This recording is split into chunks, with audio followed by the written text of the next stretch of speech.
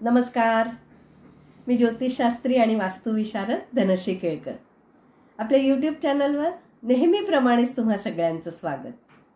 28 November 2023 या दिवशी रात्री 12:41 राहू मीन राशीत प्रवेश करतोय आणि केतू कन्या राशीत प्रवेश करतोय. आत्तापर्यंत तुम्ही बरेच व्हिडिओ पाहिले असतील. त्याच्यामध्ये राहू केतूचा राशी बदल 30 ऑक्टोबरला झालेला आहे असं सांगितलं आहे. मात्र स्पष्ट राहू 28 नोव्हेंबरला राशी बदल करतोय. मग हा फरक का आहे? तर बऱ्याच पंचांगांमध्ये राहूची गती मध्यम मानाने दिलेली असते. तर स्पष्ट राहूची दैनंदिन गती इतर ग्रहांच्या प्रमाणेच कमी जास्त होते आणि ही गती रोज बदलणारी सुद्धा असते. तसेच हा स्पष्ट राहू कधी कधी मार्गी सुद्धा होतो. मात्र मध्यम राहूची दैनंदिन गती कायम 3 कला आणि 10वी कला वक्री अशी असते. आणि म्हणूनच स्पष्ट राहू आणि मध्यम राहू यांच्या गतीमधील फरकामुळे दोन्ही राहूंच्या भोगामध्ये फरक दिसून येतो. आणि साहजिकच हा फरक राहूच्या राशी बदलाच्या वेळेला आपल्याला दिसतो आणि त्यामुळे लोकांमध्ये संभ्रम निर्माण होतो. अर्थात याच्यामुळे फार काही मोठा बदल होत नाहीये. फक्त तुम्हाला राहू केतूची फळं नोव्हेंबर एंड पासून मिळणार आहेत. आता नेहमीप्रमाणे सगळ्यात आधी थोडीशी राहूबद्दलची माहिती घेऊया. हे राहू केतू छायाग्रह आहेत किंवा त्याविषयीची कथा हे सगळं तुम्हाला माहीत आहेच. आपण या पातबिंदूंना ज्योतिषामध्ये ग्रह असं संबोधतो आणि त्याच्यानुसारच आपण विचार करणार आहोत. आता राहू म्हणजे काय? तर आपली एखादी प्रबळ इच्छा. आपण जेव्हा म्हणतो ना एखादी गोष्ट आपल्याला हवीच असते, एखादी गोष्ट आपल्याला पाहिजे म्हणजे पाहिजे, मग ती मला हवी, ती ॲट एनी कॉस्ट हवी, हे असं वागणं म्हणजे हा राहू. आपलं काम होण्यासाठी या व्यक्ती वेषांतर करून दुसऱ्या देशाच्या गोटात किंवा शत्रुपक्षाच्या गोटात सुद्धा जातात. पहा, मी तुम्हाला आधी राहू केतूच्या व्हिडिओमध्ये सांगितलेलं आहे की जेव्हा अमृत मंथन झालं तेव्हा हे राहू केतू वेश पालटून देवांच्या रांगेत जाऊन बसले होते. त्याचप्रमाणे हा राहू आपली इच्छा पूर्ण करण्यासाठी माणसाला काहीही करण्याची बुद्धी देतो.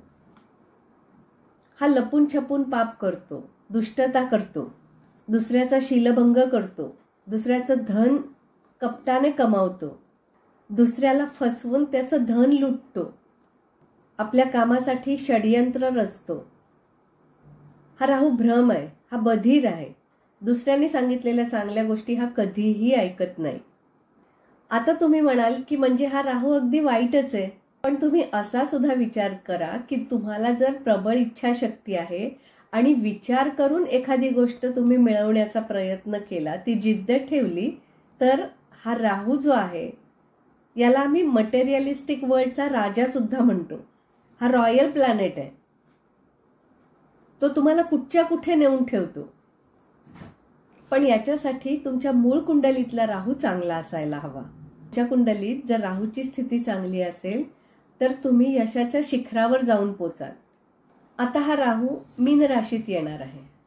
हे राहू केतू 1.5 वर्ष एका राशीत असतात आणि याचे दूरगामी परिणाम आपल्या सगळ्यांना पाहायला मिळतात.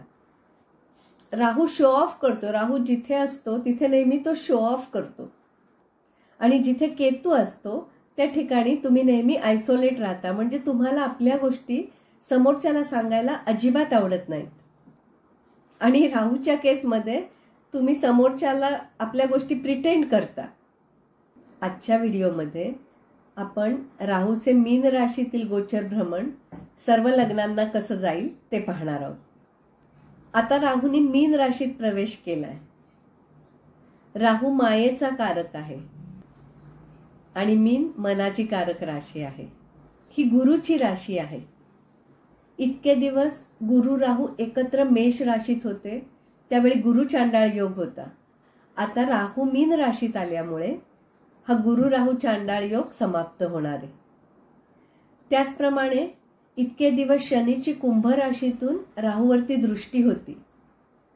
आता मीनेत गेल्यामुळे या शनीच्या दृष्टीतून सुद्धा राहू बाहेर पडणार आहे. मीन राशी विदेशाची कारक राशी आहे, त्याचप्रमाणे राहू सुद्धा विदेशाचा कारक मानला जातो. मीन ही गुरुची राशी आहे. या राशीमध्ये राहू फार वाईट फळं देत नाही. जे जे लोक इम्पोर्ट एक्सपोर्ट रिलेटेड काम करतायत, ज्यांना विदेशी जाऊन शिक्षण घ्यायचं आहे किंवा नोकरी करायची आहे, व्यवसाय करायचा आहे, अशा सगळ्यासाठी हे राहूचं भ्रमण उत्तम ठरणार आहे. हा राहू मीन राशीत असल्यामुळे सगळ्या राशी लग्नाच्या लोकांनी एक गोष्ट मात्र लक्षात ठेवायची की तुम्हाला कितीही काहीही करायची अगदी तीव्र इच्छा झाली तरी थोडंसं थांबा, नीट विचार करा, कोणाचा तरी सल्ला घ्या आणि मग तुम्ही पुढे जा. तुमच्या कुंडलीत जर राहू चांगल्या स्थितीत असेल आणि हे गोचर सुद्धा तुमच्यासाठी चांगलं असेल तर तुम्ही यशाच्या अत्युच्च शिखरावर जाऊन पोचा. आता राहू मीन राशीत प्रवेश करतोय, त्याच्यामुळे मीन राशी तुमच्या कुंडलीत ज्या स्थानी पडली असेल त्यानुसार हा राहू फळ देईल. त्याचप्रमाणे तुमच्या लग्नापासून राहू कितवा आहे किंवा चंद्रापासून राहू कितवा आहे याच्याप्रमाणे राहू फळ देईल. अजूनही पुढे जाऊन राहूपासून राहू कितवा आहे हे सुद्धा पाहिलं जातं. तर सर्वप्रथम आपण राहू 12 लग्न राशींना काय फळ देईल ते पाहूया. सुरुवात करूया मेष लग्नापासून. मेष लग्नाच्या व्ययस्थानातून राहूचं भ्रमण होणार आहे, म्हणजेच तुमच्या लग्नाला राहू 12वा असणार आहे. हा राहू चांगला कशासाठी राहील तर इम्पोर्ट एक्सपोर्ट संबंधी व्यवसाय किंवा नोकरी असेल किंवा परदेशी जाऊन शिक्षण घ्यायचं असेल तर याच्यासाठी चांगला राहील. तुम्हाला नोकरी निमित्ताने विदेश यात्रा करायची असेल तर यासाठी हे राहूचं भ्रमण चांगलं राहील. मात्र हा व्यय आहे ना, त्याच्यामुळे अचानक तुमचा पैसा खर्च होणं वाढणार आहे. मग हा पैसा कोणकोणत्या कारणावर खर्च होईल तर हे हॉस्पिटलचं स्थान आहे, म्हणजे घरात कोणाचं तरी हॉस्पिटलायझेशन होऊ शकतं किंवा तुम्ही चेंज म्हणून विदेश यात्रा कराल त्याच्यावर तुमचा खर्च होऊ शकतो. एखादी तुम्हाला लांबची तीर्थयात्रा करायची असेल, तुमचा काही नवस असेल तो तुम्हाला फेडायचा असेल ही तुम्ही या काळात कराल आणि त्यावर सुद्धा तुमचा पैसा खर्च होईल. या काळामध्ये तुम्हाला तुमच्या तब्येतीची काळजी घ्यायची आहे. तब्येतीसाठी सुद्धा तुम्हाला खर्च करावा लागणार आहे. या काळात तुम्हाला लक्षात ठेवायची गोष्ट म्हणजे आपल्या जोडीदाराबरोबर आपले चांगले संबंध राहतील याची काळजी घ्या. उगाचच शंका घेऊ नका किंवा जोडीदाराकडून खूप अपेक्षा सुद्धा ठेवू नका, कारण त्या पूर्ण नाही होणार आणि मग वादाला तोंड फुटेल. क्वचित एक्स्ट्रा मॅरिटल अफेअर होणार नाही याची सुद्धा काळजी घ्या. या काळात तुमचं रुटीन बिघडणार आहे, त्यामुळे आहार आणि व्यायाम नियमित करा.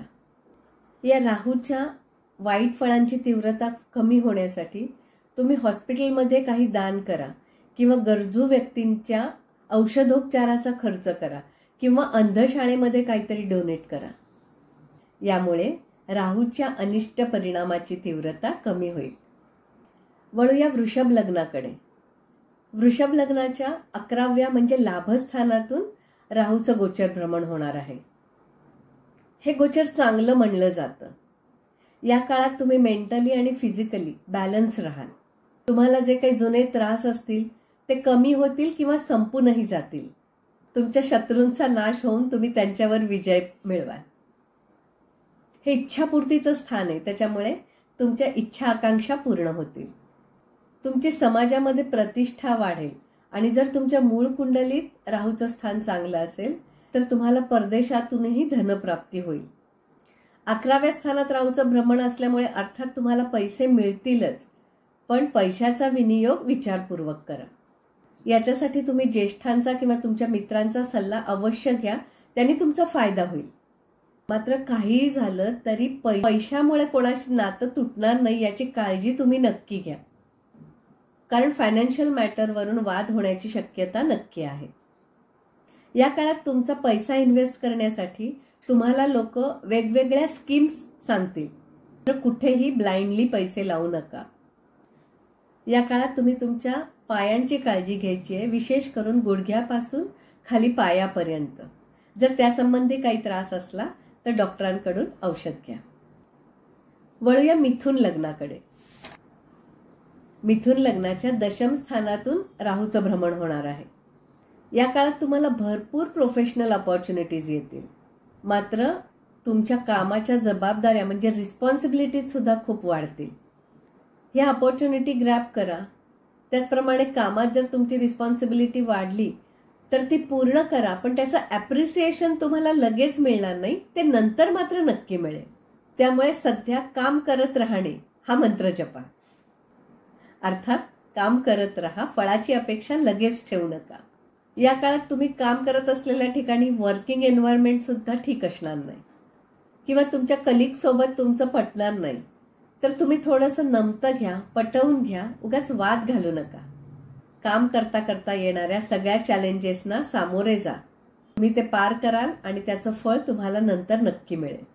ओम नमः शिवायचा जप तुम्ही कायम करत राहा. वळूया कर्क लग्नाकडे. कर्क लग्नाच्या नवम स्थानातून राहूचं भ्रमण होणार आहे. हे धर्माचं स्थान आहे, पण राहूला धर्म आवडत नाही. राहूकडे कपट आहे, त्याच्यामुळे कदाचित तुमच्यात धार्मिक उन्माद वाढेल किंवा धार्मिक विषयामध्ये तुम्ही फार शॉर्टकट अवलंबाल. आपल्यापेक्षा जे वरिष्ठ आहेत, वयाने ज्येष्ठ आहेत, अशांचा सन्मान करा, कारण क्वचित त्यांच्याशी वाद होऊ शकतो. याचबरोबर त्यांच्या तब्येतीचीही काळजी घ्या. या काळात जर तुम्हाला विदेशी काम करण्याची अपॉर्च्युनिटी आली तर नक्की ग्रॅब करा. कामाच्या ठिकाणी खूप रिस्पॉन्सिबिलिटीज वाढल्यामुळे खूप स्ट्रेस वाढेल आणि मग तुमचं कामात लक्ष लागणार नाही आणि मग तुम्हाला त्या कामापासून डिटॅच व्हावंसं वाटेल, नोकरी सोडून द्यावीशी वाटेल. तर असं करू नका. या काळात विद्यार्थ्यांचं सुद्धा अभ्यासात मन लागणार नाही, पण दोघांनी म्हणजे विद्यार्थ्यांनी सुद्धा मन लावून अभ्यास करा आणि जे काम करतायत त्यांनी सुद्धा सध्या फळाची अपेक्षा न धरता सगळ्या जबाबदाऱ्या पार पाडा. वर्षानंतर त्याचं फळ तुम्हाला नक्की मिळणार आहे. सगळी चॅलेंजेस एक्सेप्ट करा आणि याच्यातूनच तुम्हाला पुढे नाव, पद, प्रतिष्ठा सगळं मिळणार आहे.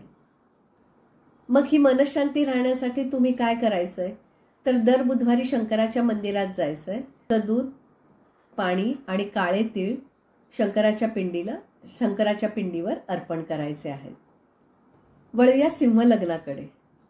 सिंह लग्नाच्या अष्टम स्थानातून राहूचं भ्रमण होणार आहे. कोणत्याही ग्रहाचं अष्टम गोचर फारसं चांगलं मानलं जात नाही, त्यामुळे या काळात तुम्ही कोणत्याही प्रकारची रिस्क अजिबात घ्यायची नाहीये. आता पुन्हा एकदा, म्हणजे तुमची सगळ्यांची काय वाटच लागणार आहे का, तर असं नसतं. तुमच्या कुंडलीत जर राहूचं स्थान चांगलं आहे आणि तुमचं अष्टम गोचर राहूचं आहे तर तुम्ही रिसर्चमध्ये खूप चांगली कामगिरी करू शकता. तुम्ही ज्योतिषाचा अभ्यास करू शकता, तुम्ही उत्तम साधना करू शकता. तुम्हाला जर ऑकल्ट सायन्स शिकण्याची रुची असेल तर ती तुम्ही आता शिकू शकता. एकंदरीत काय तर कोणत्याही गोष्टीवर संशोधन करून त्यातून काहीतरी चांगलं काढायचं, हे काम तुम्ही आता या काळात करू शकता. अर्थात यासाठी तुमच्या कुंडलीतली राहूची स्थिती चांगली असायला हवी, नाहीतर मात्र तुम्ही रसातळाला जाऊ शकता. आपली कुंडली चांगल्या ज्योतिषाला दाखवून नक्की सल्ला घ्या. या काळात तुमच्या इनलॉज बरोबर तुमचे संबंध बिघडू शकतात किंवा त्यांच्यापैकी कोणाला तरी आजार होऊ शकतो, तर त्यांची सुद्धा काळजी तुम्हाला घ्यायची आहे. कोणाशीही संबंध बिघडू नयेत म्हणून शक्यतो मौन पाळा किंवा काळजीपूर्वक बोला. जर तुम्हाला व्यवसाय किंवा नोकरीसाठी फॉरेन अपॉर्च्युनिटी आली तर त्याच्यातून तुम्हाला भरपूर पैसा मिळेल. आणि आपल्या तब्येतीची काळजी मात्र तुम्हाला घ्यायची आहे. याच्यासाठी योगासनांचे क्लास किंवा जिम जॉईन करा, रोज वॉक करा आणि त्याचप्रमाणे योग्य आहार घ्या. वळूया कन्या लग्नाकडे. कन्या लग्नाच्या सप्तम स्थानातून राहूचं भ्रमण होणार आहे. या काळामध्ये जोडीदाराशी जबाबदारीने वागा, बोलताना संयम पाळा. जर तुम्हाला नवीन बिझनेस करायचा असेल आणि तो पार्टनरशिपमध्ये करायचा असेल तर नवीन पार्टनरशिप मात्र काळजीपूर्वक करा. आता ज्या लोकांची डिव्होर्सची प्रोसेस चालू आहे, म्हणजे कोर्टात केस चालू आहे आणि अजूनपर्यंत काही नीट पुढे सरकत नाहीये, तर या काळात डिव्होर्स प्रोसेस तुमची कंप्लीट होऊन जाईल. या काळात तुम्हाला वेगवेगळ्या अपॉर्च्युनिटीज येतील, पण सोबत वेगवेगळ्या अडचणी किंवा प्रॉब्लेम्स सुद्धा येतील. अशी अपॉर्च्युनिटी घ्यायची की नाही ते नीट विचारपूर्वक ठरवा. उगाच दुसऱ्याच्या बोलण्यामध्ये अडकू नका किंवा प्रलोभनाला बळी पडू नका. तुम्हाला फॉरेन अपॉर्च्युनिटी जरी आली तरी त्याच्यामध्ये काही धोका होऊ शकतो.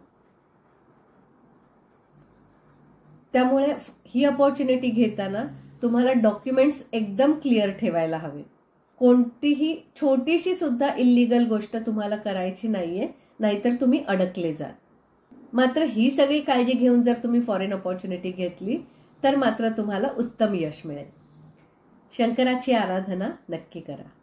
वळूया तूळ लग्नाकडे. तूळ लग्नाच्या 6th स्थानातून राहूचं भ्रमण होणार आहे. या काळात तुम्हाला तुमच्या तब्येतीची काळजी घ्यायची आहे. एखादा जर आजार झाला आणि तुम्हाला काही ट्रीटमेंट त्याच्यावर घ्यायला लागली तर त्याच्यासाठी तुम्ही दुसऱ्या डॉक्टरचं मत सुद्धा घ्या. म्हणजे काहीही झालं तरी सेकंड ओपिनियन घेणं हे तुमच्यासाठी आवश्यक ठरतं. कारण या काळात तुमच्या रोगाचं नीट डायग्नोस होणार नाही आणि त्याच्यामुळे चुकीची औषधं तुम्ही घेऊ शकता. जर आजार आला तर सेकंड ओपिनियन मात्र नक्की घ्या. महाराहू चांगली फळं काय देईल तर तुम्हाला एक्सपोर्टचं काम मिळू शकतं. तुम्हाला फॉरेनमध्ये अपॉर्च्युनिटी येऊ शकते. या काळात तुमचं काही कोर्ट केस चालू असेल तर ती संपेल आणि त्याच्यामुळे साहजिकच तुमच्या मनावरचा ताण कमी होईल. जी मेहनत कराल त्याचं फळ तुम्हाला मिळेल. वेगवेगळ्या कॉम्पिटिशन तुम्ही क्रॅक. या काळात तुमचे शत्रू खूप होतील पण ते तुमचं काहीही बिघडवू शकणार नाही. जशी जुनी कोर्ट कचेरी संपेल त्याबरोबर हे मात्र लक्षात ठेवा की नवीन कोर्ट प्रकरणात मात्र अडकू नये. तुम्हाला जर पोटाचा त्रास असेल तर नक्की सांभाळा आणि शुगरची सुद्धा काळजी घ्या. म्हणजे ज्यांना शुगर नाहीये त्यांनी ती येणार नाही याची काळजी घ्यायची आणि जे ऑलरेडी डायबेटिक पेशंट आहेत त्यांनी आपली शुगर नीट राहील, कमी राहील याची काळजी घ्यायची आहे. आणि याच्यासाठी तुमचा आहार आणि व्यायाम योग्य असणं अत्यंत आवश्यक आहे. वळूया वृश्चिक लग्नाकडे. वृश्चिक लग्नाच्या पंचमातून राहूचं भ्रमण होणार आहे. वृश्चिक लग्नाच्या लोकांनी या काळात जेवढा डोक्याचा वापर करता येईल तेवढा वापर करा. कारण प्रत्येक गोष्टीवर तुम्हाला नीट विचारपूर्वक निर्णय घ्यायचा आहे. म्हणजे तुमच्या निर्णयावर तुमचं यश आणि अपयश अवलंबून असणार आहे. तुम्हाला नीट निर्णय घेता येत नसेल तर तुम्ही ज्येष्ठांचा सल्ला अवश्य घ्या. निर्णय घेण्याची घाई अजिबात करू नका. कदाचित तुमच्या संततीशी तुमचे काही वाद होऊ शकतात. त्यांना जर फॉरेनला शिक्षणासाठी पाठवायचं असेल तर काय शिकण्यासाठी पाठवायचं किंवा कोणत्या युनिव्हर्सिटीतून पाठवायचं याच्यासाठी 1-2 सेमिनार अटेंड करा आणि चांगल्या लोकांचा सल्ला नक्की घ्या. तुम्हाला तुमचं पोट म्हणजे लोअर ॲब्डोमन सांभाळायचं आहे. तिथे काहीही त्रास झाला तर लगेच औषधोपचार करा. या काळात तुम्ही सोशल मीडियापासून थोडं दूर राहायचंय. तिथे कुठल्याही पोस्ट करायच्या नाहीये. तुम्ही आपला मोबाईल सुद्धा या काळात सांभाळा. आता मोबाईल सांभाळा म्हणजे काय, एकतर तो चोरी होणार नाही याची काळजी घ्या किंवा तुमचा मोबाईल बिघडलाय किंवा तुम्ही दुसऱ्याकडे देताय तर तो त्यातल्या गोष्टींचा गैरवापर करणार नाही याची काळजी तुम्हाला घ्यायची आहे. मुलांसाठी त्याचप्रमाणे आरोग्यावर तुमचे पैसे खर्च होऊ शकतात. विद्यार्थ्यांनी मन लावून अभ्यास करावा, त्यांची चांगली प्रगती होईल. या काळात तुम्ही वाहन किंवा प्रॉपर्टी घेऊ शकता. श्री शंकराचं दर्शन अवश्य घ्या. वळूया धनु लग्नाकडे. तत्पूर्वी आत्तापर्यंतची माहिती तुम्हाला आवडली असेल आणि अजूनही तुम्ही आपलं चॅनल सबस्क्राईब केलं नसेल तर लगेच सबस्क्राईब करा आणि बाजूचं बेल आयकॉन प्रेस करायला विसरू नका. तुमच्या कुंडलीत राहू कसा आहे किंवा या राहूच्या राशी बदलाचा व्यक्तिगत परिणाम म्हणजे ज्या एखाद्या वेळी तुम्हाला काही महत्त्वाचा निर्णय घ्यायचा आहे तर तुम्ही अवश्य ज्योतिषाला आपली कुंडली दाखवा. जर तुम्हाला माझ्याकडून मार्गदर्शन हवं असेल तर मी माझा मोबाईल नंबर डिस्क्रिप्शन बॉक्समध्ये देत आहे. त्याच्यावर तुम्ही व्हॉट्सअप कॉल किंवा मेसेज करू शकता आणि अपॉइंटमेंट घेऊ शकता. वळूया धनु लग्नाकडे. धनु लग्नाच्या चतुर्थातून राहूचं भ्रमण होणार आहे. हा राहू तुम्हाला अनेक गोष्टीत बदल घडवून आणणार आहे. म्हणजे तुमच्या नोकरीत बदल होऊ शकतो, किंवा नोकरी नाही बदलली तर तुमचं डिपार्टमेंट चेंज होऊ शकतं, कामाची जागा चेंज होऊ शकते, तुमची दुसरीकडे कुठेतरी ट्रान्सफर होऊ शकते. तुम्ही नवीन नोकरी घेतली, ती अपॉर्च्युनिटी चांगली असली तरी तिथेही तुम्हाला बरेच कष्ट करावे लागणार आहेत, मेहनत करावी लागणार आहे, बरोबर संयमही ठेवावा लागणार आहे. हे चतुर्थातील राहूचं भ्रमण तुम्हाला नेहमी घरापासून डिटॅच करण्याचा प्रयत्न करतं. म्हणजेच काय, तर मी आता सांगितलं तसं तुमच्या नोकरीत बदल होतो, किंवा तुम्ही शिक्षणासाठी कुठेतरी दूर राहता. मग अशा वेळी तुम्ही विचार काय करायचा आहे, जर तुम्हाला लांबची नोकरी घ्यायची असेल तर घर आणि लांबची नोकरी याच्यामधून जास्त फायदा कशाचा आहे ते बघा आणि त्याच्याप्रमाणे ती अपॉर्च्युनिटी ग्रॅब करा. नाहीतर तुम्ही खूप लांब राहायला जाणार, तिथे तुम्ही वेगळं घर करणार, त्याच्यावर बरेच खर्च होणार आणि त्याच्या मानाने तुम्हाला तितका जास्त पगार नाही मिळाला, तर अशी नोकरी तुम्ही घेऊ नका.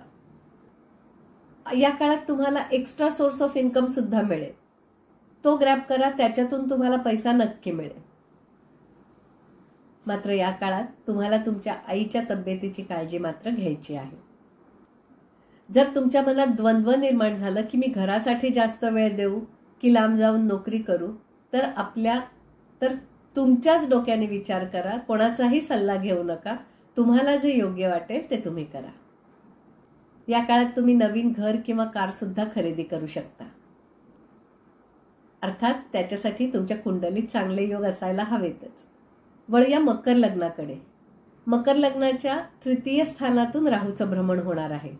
जर तुम्हाला नवीन व्यवसाय करायचा असेल तर त्याच्यासाठी हा काळ योग्य आहे.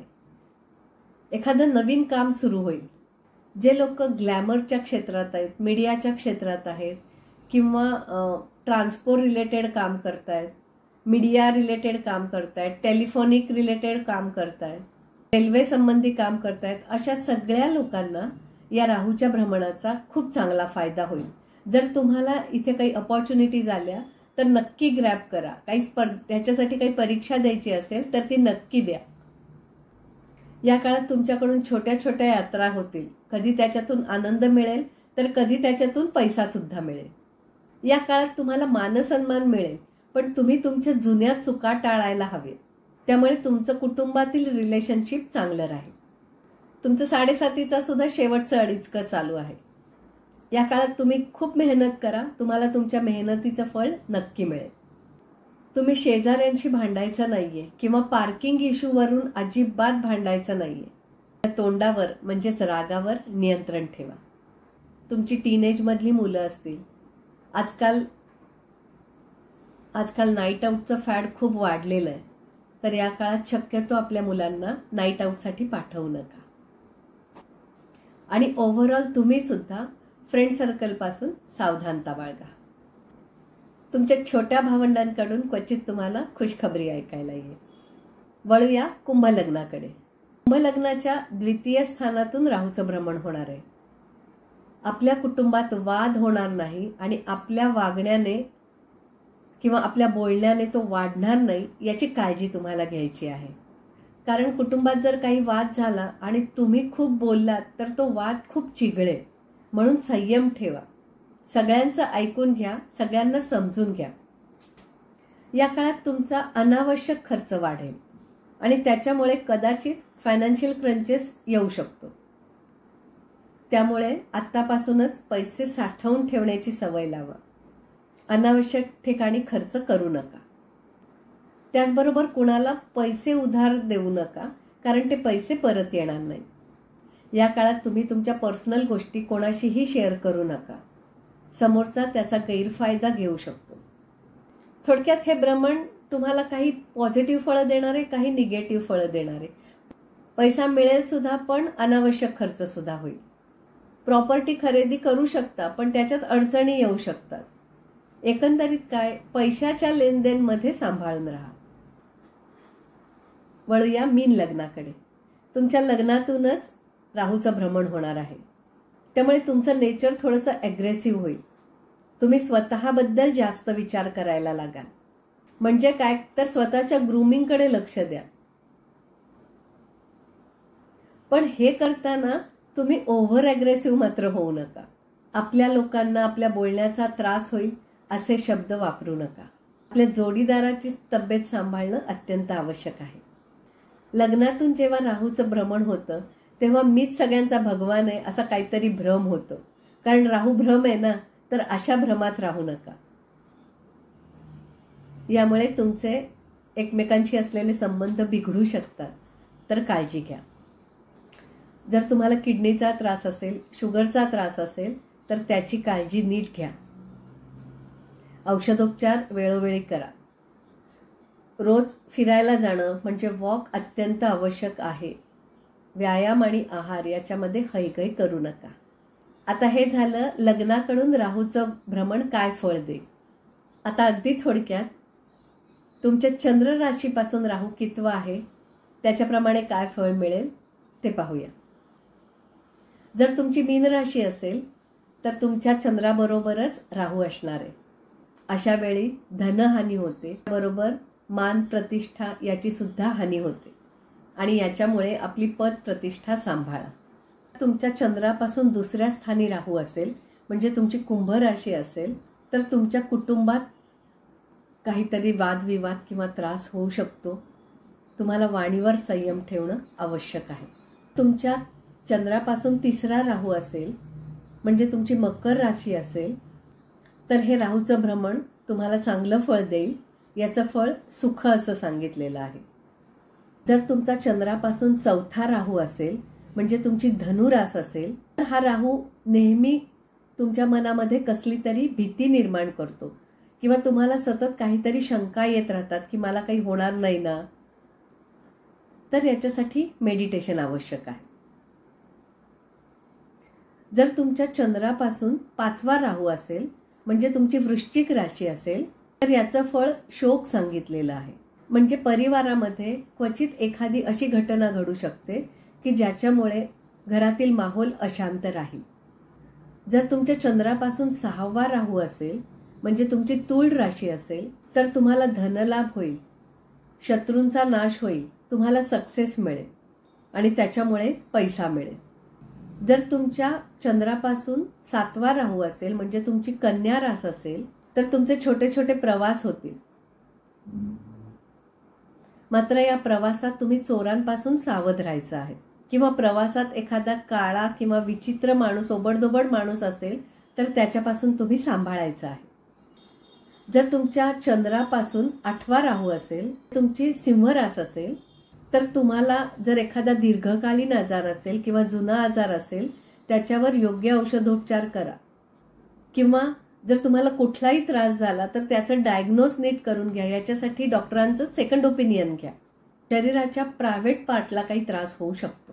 जर तुमच्या राशीपासून नववा राहू असेल म्हणजे तुमची राशी कर्क असेल तर तुमचं मन कोणी दुखवू शकतं, त्याचप्रमाणे तुम्ही सुद्धा कोणाला दुखवू शकता. तर असं करू नका. किंवा दुसऱ्यांनी जरी तुम्हाला दुखवलं तरी शांत राहा, कोणत्या तरी मंदिरात जा. जर चंद्रापासून 10वा राहू असेल म्हणजे तुमची राशी मिथुन असेल तर तो तुम्हाला कष्ट देईल पण त्याचं फळ तुम्हाला पुढे मिळेल. जर तुमच्या चंद्रापासून 11वा राहू असेल म्हणजे तुमची राशी वृषभ असेल, कामात तुम्हाला यश मिळेल, तुमची कीर्ती वाढेल. आणि तुमच्या चंद्रापासून जर 12वा राहू असेल म्हणजे तुमची जर मेष रास असेल तर तुमचे शत्रू वाढणार नाहीत याची काळजी तुम्ही घ्यायची आहे. तर अशा प्रकारे चंद्ररास आणि लग्न रास ही दोन्ही फळं तुम्ही पाहायची आहेत आणि त्याच्याप्रमाणे तुम्ही निर्णय घ्यायचा आहे. एखादा महत्त्वाचा डिसिजन घ्यायचा आहे तुम्हाला किंवा काही गोष्टी तुम्हाला विचारायच्या आहेत, तर एखादा महत्त्वाचा निर्णय घ्यायचा असेल, आपल्या कुंडलीचं विश्लेषण तुम्हाला माझ्याकडून करून घ्यायचं असेल तर अपॉइंटमेंट घेण्यासाठी माझा नंबर मी डिस्क्रिप्शन बॉक्समध्ये देत आहे. आता सर्व राशी लग्नाच्या लोकांसाठी मी कॉमन उपाय सांगत आहे, ते तुम्ही अवश्य करा. राहू आणि केतू म्हणजे सापाचं तोंड आणि शेपूट असं म्हणलं जातं. त्याच्यामुळे या काळात तुम्ही शेषशायी भगवान विष्णूची आराधना करायची आहे. विष्णू सहस्रनामाचा पाठ करायचा आहे. त्याचप्रमाणे मीन हे स्पिरिच्युअलिटी दाखवतं, हे देवतांचं ठिकाण दाखवतं. त्यामुळे आपण सगळ्यांनी रोज मंदिरात जायची सवय लावून घेऊया. त्याचप्रमाणे धर्माने वागायचा, न्यायाने वागायचा सगळ्यांनी प्रयत्न करायचा आहे. श्री दुर्गा मातेची पूजा किंवा दुर्गा चालीसा याचं पठण अवश्य करा. आणि सगळ्यात महत्त्वाचं म्हणजे ज्येष्ठांचा सन्मान करा, त्यांच्याकडून सल्ला घ्या. सगळ्यांना नक्की फायदा होईल. आणि नवग्रह स्तोत्रातील राहूच्या मंत्राचा 1 माळ जप रोज करावा. तर असा हा ॲम्बिशनचा राहू आपल्यावर कृपादृष्टी करो आणि सगळ्यांच्या इच्छा पूर्ण होवोत, हीच त्या राहूच्या चरणी प्रार्थना. शुभम भवतु.